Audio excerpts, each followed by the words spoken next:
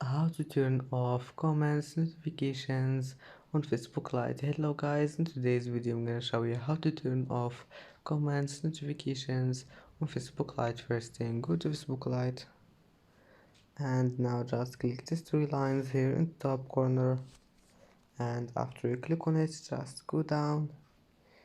Here you will find settings, and now just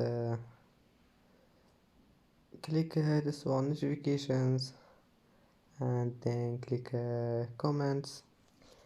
And if you want to turn it off, just click this one, push notifications, and turn everything off if you want. And that's it for today's video.